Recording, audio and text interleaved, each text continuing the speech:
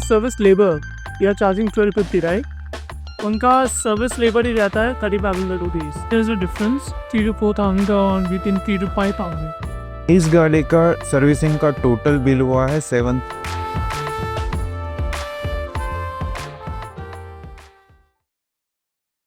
दोस्तों आज अपने पास आई है MG की हेक्टर पेट्रोल ऑटोमेटिक सर्विसिंग के लिए।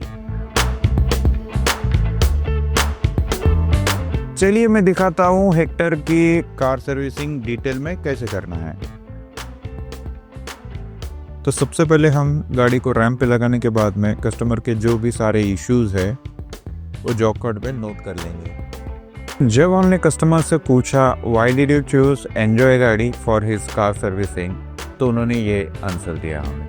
So I was looking for a good car service company which can help me, fix the car, of course, and also do the regular servicing. I've done quite a few servicing already. I mean, the car ran close to 60,000 kilometers, and based on the Google reviews, I found this Enjoy Gari the best amongst the reviewers, and that's how I found this workplace. And I'm just here to experience how they service the cars and what kind of services they offer. And I look forward to it.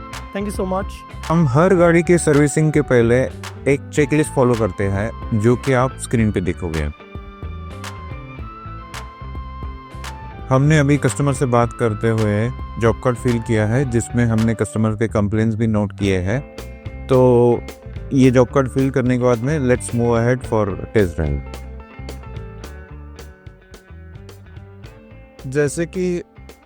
जैसे कि गाड़ी का almost 60,000 kilometre run हुआ है और जहाँ तक मुझे लगता है कि पिकअप में थोड़ा सा लैग है। तो अभी सर्विसिंग के बाद में जिसमें हम एयर फिल्टर, स्पार्क प्लग और इंजन ऑयल चेंज करेंगे तो हमारा पिकअप जाहिर सी बात है अच्छा रहेगा। गाड़ी की टेस्ट ड्राइव लेना बहुत इम्पोर्टेंट है क्योंकि उसमें क्या होता है over the period of time कुछ पार्ट वेयर आउट होते हैं, जैसे कि आपके सस्पेंशन के पार्ट या फिर क्लच का हार्ड होना, ट्रांसमिशन स्मूथ ना होना। कस्टमर डेली गाड़ी चलाता है तो उनको ये समझ में नहीं आता है, उनको ऐसा लगता है कि शायद ये गाड़ी का नॉर्मल बिहेवियर है, लेकिन ऐसा नहीं है क्योंकि ये कुछ टाइम के बाद, समय के बाद ये गाड़ी के मेंटेनेंस पे काफ़ी ज़्यादा असर कर सकता है। टेस्ट ड्राइव भी कंप्लीट हो चुकी है। Let's start with the inspection of the car. तो गाड़ी का इंस्पेक्शन हम स्टार्ट करेंगे with lighting system. Indicator light चालू है या नहीं है, फिर आपके हेडलाइट चालू है या नहीं है, उसके बाद में DRL, उसके बाद में tail lamp with lights, front wiper उसका नोजल स्प्रे के साथ, उसके बाद में rear wipers, all power windows working कर रहे हैं कि नहीं है, AC प्रॉपरली कूलिंग हो रहा है या नहीं है। तो हम मैकेनिकल इंस्पेक्शन से स्टार्ट करते हैं जिसमें सबसे पहले हम इंजन ऑयल चेक करेंगे। यहाँ पे आप इंजन ऑयल लेवल चेक कर सकते हैं और क्वालिटी भी चेक कर सकते हो इंजन ऑयल की। जनरली इंजन ऑयल 10,000 किलोमीटर के बाद या फिर साल में एक बार चेंज करना चाहिए। अब हम स्पार्क प्लग चेक करेंगे। स्पार्क प्लग जनरली 40,000 किलोमीटर तक चलते हैं। उसकी कंडीशन हम चेक करते हैं, एक तो उसका इलेक्ट्रोड और दूसरा उसका इंसुलेशन मटेरियल। तो अब हम चेक करते हैं एयर फिल्टर। एयर फिल्टर ज़्यादा क्लॉग्ड है तो फिर उसको चेंज करना पड़ेगा या फिर क्लीन कर सकते हैं, उससे इंजन परफॉर्मेंस और माइलेज पे काफ़ी असर होता है। अब हम coolant level, brake oil level और बैटरी कंडीशन चेक करते हैं one by one. Coolant level maximum और मिनिमम के बीच में रहना चाहिए, वैसे ही ब्रेक ऑयल्स भी मैक्सिमम और मिनिमम लेवल के बीच में रहना चाहिए। और फाइनली हम बैटरी की कंडीशन चेक करते हैं मल्टीमीटर पे उसका वोल्टेज आउटपुट चेक करके। बैटरी आउटपुट वोल्टेज 12.6 वोल्ट्स के आगे होना चाहिए। अब हम इंजन के A माउंट और B माउंट चेक करते हैं। ये इंजन का A माउंट है और इसकी कंडीशन अच्छी है। अब हम गाड़ी ऊपर लेके बॉडी अंडर पार्ट चेक करते हैं वन बाय वन, जिसमें हम सबसे पहले चारों टायर्स के व्हील बेरिंग चेक करते हैं वन बाय वन। अब हम ब्रेक पैड की कंडीशन चेक करते हैं, उसके लिए टायर खोलना होगा और ब्रेक पैड रिमूव करने होंगे। तो हम अब ब्रेक पैड बाहर निकालते हैं। अच्छे ब्रेक पैड्स मिनिमम 3 mm के ऊपर रहते हैं और यहाँ पे आप देख सकते हो कि ब्रेक पैड की कंडीशन काफ़ी अच्छी है। ये आपका फ्रंट शॉक ऑब्जर्वर है, ये लीक नहीं कर रहा है और इसमें आप देख सकते हो कोई प्ले भी नहीं है। उसके साथ साथ इसका माउंट भी अच्छे कंडीशन में है, कोई प्ले नहीं है। अब हम लोअर आर्म के बॉल जॉइंट और बुश चेक करते हैं। ये लिंक रॉड है, उसके बुश की कंडीशन अच्छी होनी चाहिए। अब हम रैक में प्ले या फिर स्टीयरिंग एंड में कोई प्ले है क्या चेक करते हैं। अब हम एक्सल में कोई प्ले है या फिर उसका बुश कटा हुआ है क्या, ये चेक करते हैं। अब हम रियर डेड एक्सल के बुश चेक करते हैं। ये रियर शॉक ऑब्जर्वर है, ये लीक नहीं कर रहा है, इसकी कंडीशन अच्छी है। ये इंजन सी माउंट है, इसका बुश कट नहीं है, अच्छे कंडीशन में है। After complete inspection of the car, we showed customer what things needs to be replaced, like engine oil, oil filter, air filter, AC filter and spark plug.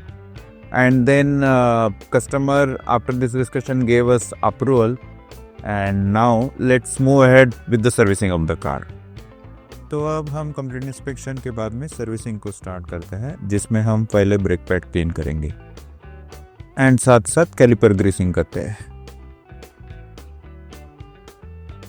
अब हम गाड़ी को लिफ्ट पे ऊपर करके उसका इंजन ऑयल ड्रेन करते हैं। सबसे पहले इंजन ऑयल टाइम पे चेंज करना बहुत ज़रूरी है, इंजन के लाइफ के लिए और ओवरऑल परफॉर्मेंस के लिए।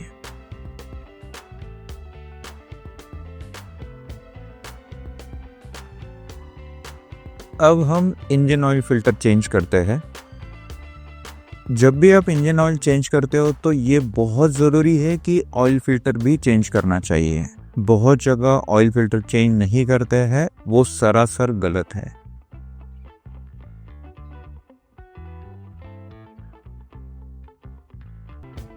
अब हम नया इंजन ऑयल फिल करते हैं। हम जनरली शेल या फिर मोबिल का इंजन ऑयल प्रेफर करते हैं। उसमें हम सेमी सिंथेटिक, सिंथेटिक या फिर मिनरल ऑयल का कस्टमर के लिए ऑप्शंस देते हैं। पुराना एयर फिल्टर काफ़ी क्लॉग था, इसलिए हम उसको रिप्लेस करके नया एयर फिल्टर बिठाते हैं। जैसे कि आपने देखा स्पार्क प्लग के इंसुलेशन मटेरियल पे स्टेन्स आए हुए हैं और इलेक्ट्रोड भी मेल्ट हुआ है, तो उसको हम नए स्पार्क प्लग से रिप्लेस करते हैं और उसका गैप भी चेक करते हैं। यहाँ पर आप देख सकते हो coolant level already maximum level के ऊपर है, तो अगर नहीं है कूलेंट तो आपको टॉप अप करने की ज़रूरत है। सिमिलरली आपको ब्रेक ऑयल का भी लेवल चेक करना है, नहीं है तो उसको भी टॉप अप करना है। अब हम एसी फिल्टर चेंज करते हैं, जिससे एसी से आने वाली हवा क्लीन रहेगी।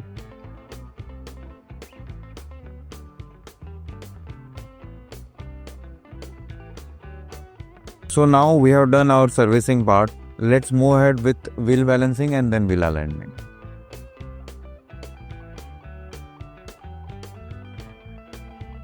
Over the period of time, cars के व्हील जो होता है वो वेयर आउट होते हैं। वेयर आउट होने की वजह से गाड़ी रास्ते पे वॉबल हो सकती है, तो उसको स्टेबल करने के लिए हम व्हील बैलेंसिंग करते हैं, जिसमें हम टायर्स पे वेट लगाते हैं, तब जाके व्हील जो है गाड़ी का वो बैलेंस होता है।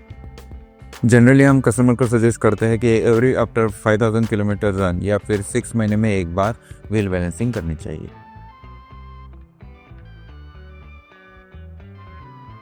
Over the period of time गाड़ी जब रास्ते पे चलती है तो आप जानते ही ये स्पीड ब्रेकर या फिर पोर्ट होल से जाती है, तो इसकी वजह से गाड़ी का अलाइनमेंट डिस्टर्ब हो जाता है और अलाइनमेंट डिस्टर्ब होने की वजह से गाड़ी लेफ्ट साइड या फिर राइट साइड में पुल हो सकती है। ये ना हो इसलिए आपको व्हील अलाइनमेंट करने की ज़रूरत है। उसके साथ साथ आपका गाड़ी का माइलेज, परफॉर्मेंस ये सही रहने के लिए भी व्हील अलाइनमेंट की ज़रूरत है। और हम जनरली सजेस्ट करते हैं कि एवरी आफ्टर 5000 किलोमीटर रन या फिर 6 महीने में एक बार व्हील अलाइनमेंट करनी चाहिए।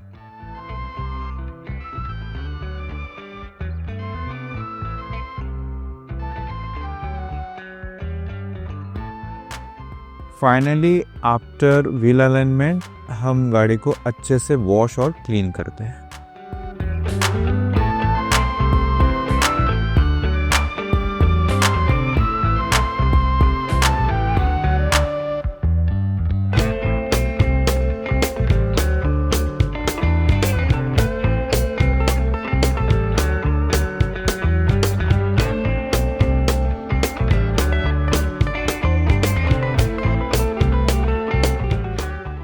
अब हम गाड़ी को अच्छे से वाइप करने के बाद में इंटीरियर्स में डैशबोर्ड, डोर ट्रिम्स, स्टीयरिंग ये सब को पॉलिश करते हैं, जिससे एक आपको अच्छा फ्रेश फील आ जाएगा।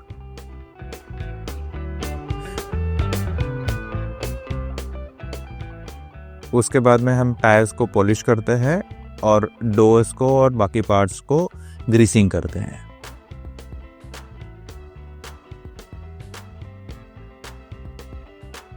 We check the quality after servicing of the car as per our quality checklist.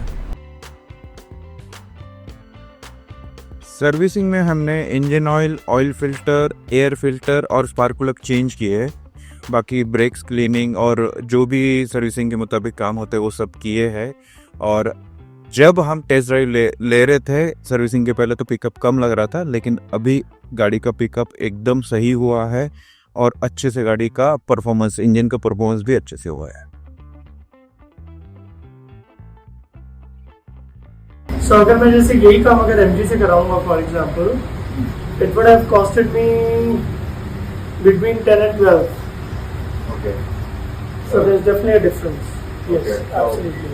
Percentage wise, like तो जैसे मैं आपको बताता हूँ, clear difference service labour, you are charging 1250 right?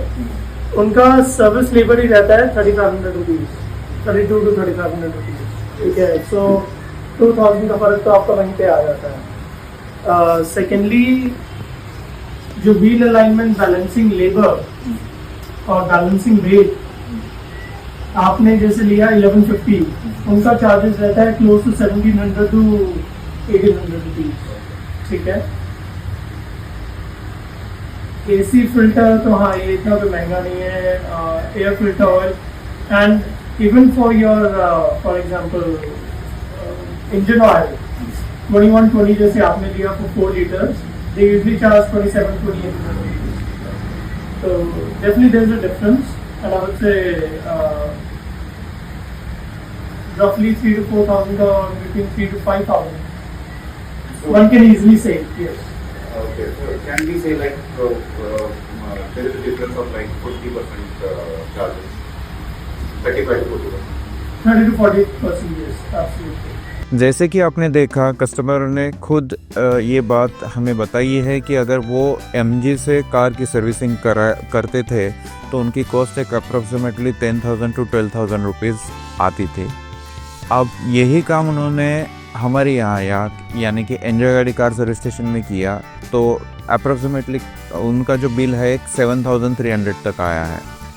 इसका मतलब है कि उनका अप्रॉक्सीमेटली 30 to 40% का सेविंग हुआ है। यहाँ पे देखोगे आप तो मटेरियल जो है engine oil, oil filter, air filter, AC filter और स्पार्क प्लग जो कि 4 से 5 मटेरियल यूज़ होते हैं सर्विसिंग में, तो वो सेम यूज़ किया है। यहाँ पे डिफरेंस आता है सर्विस चार्जेस से यानी कि लेबर चार्जेस में। तो यहाँ पे कस्टमर का एक अप्रॉक्सीमेटली 30 to 40% का सेविंग हुआ है।